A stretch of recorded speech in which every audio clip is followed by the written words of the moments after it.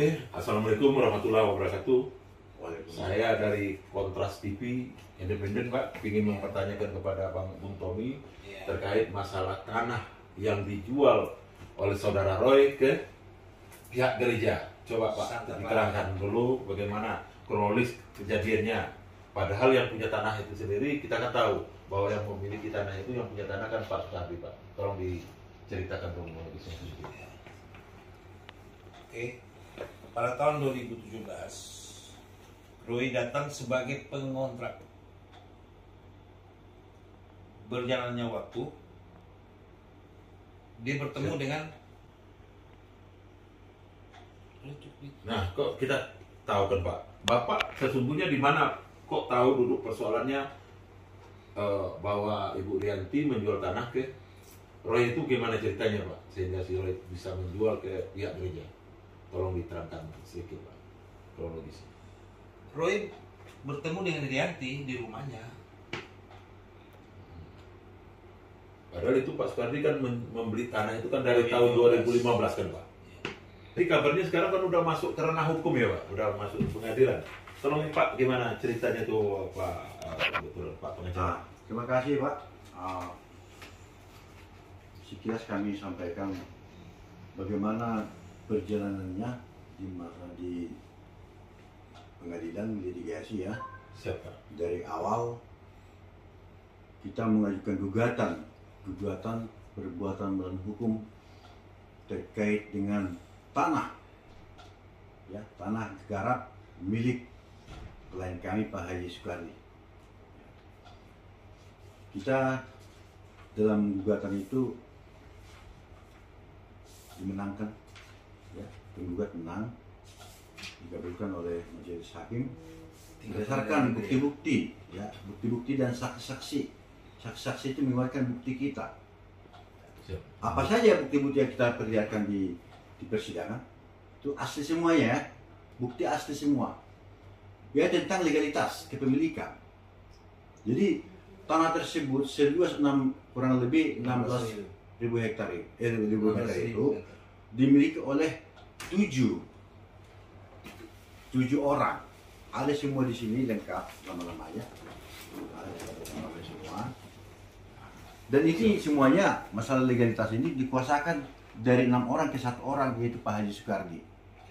Untuk mengurus ini, dari Pak Haji Sukardi lah memberikan ke pengacara. Ya, menurut hukum itu sah. Menurut hukum itu sah. Ya. Dia lah semuanya untuk memperjuangkan masalah legalitas tanah ini. Ya. Jadi semuanya legalitas tanah ini, klien kami Pak Haji Sukardi telah menempuh jalur-jalur sesuai dengan aturan yang berlaku di negara kita, ya. Termasuk itu tanda tangan daripada kelurahan, dia itu sebagai tergugat 2 Andres Leburus, tergugat 1 adalah Yayasan Al-Ikhlas Alinda. Dalam hal ini adalah si Haji Pario. Ya. Nah, mereka sebagai tergugat di sana. Dalam persidangan terkait dengan agenda pembuktian dan saksi, bukti-bukti mereka yang diperlihatkan di persidangan itu hanya bukti kepemilikan mengenai badan hukum yayasan. Apakah, pertanyaan saya, apakah itu termasuk pada azas legalitas tanah? Tidak toh? Maka hakim melalui pertimbangan hukumnya itu tidak termasuk. Itu tidak ada hubungannya dengan kepemilikan tanah. Karena itu adalah masalah pendirian, akte pendirian. Masalah yayasankah namanya sih di persidangan. Ya, yang notabene bahwa bukti tersebut adalah autentik semuanya. Bukti autentik, aslinya ada. Tidak ada rekayasa di sana. Dan itu diakui oleh pejabat saat itu, dalam hal ini adalah kelurahan. Ada tanda tangannya, saksinya sebagai lurah, kita hadirkan di situ. Ya. Dalam persidangan kita katakan, apakah ini saudara saksi tanda selama ini? Kita perlihatkan kepada majelis hakim yang mulia. Dan dia kata, iya, ini dengan saya. Saat ini saya menjabat sebagai lurah. Maka tidak terbantahkan. Ya, tidak terbantahkan apa yang kita ajukan dalam persidangan, tidak terbantahkan menurut hukum ya. Nah, lanjut. Alhamdulillah kita dikabulkan gugatan kita.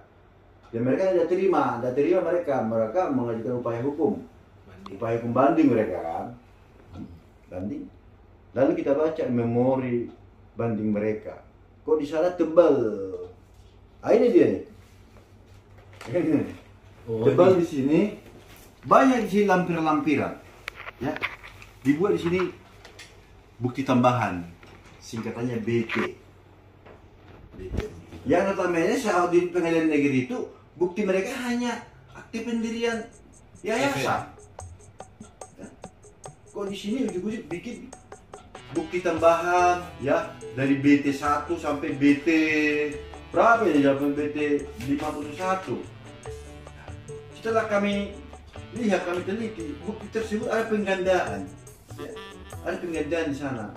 Dibikin BT, contohnya BT 51 ini sama dengan bukti mereka yang mereka bukan itu ke BT 59. Jadi banyak di sini bukti-bukti yang asal-asalan, yang penting seolah-olah mengelabui hakim. Bukannya hal pembuktian itu ada yang di pengadilan negeri.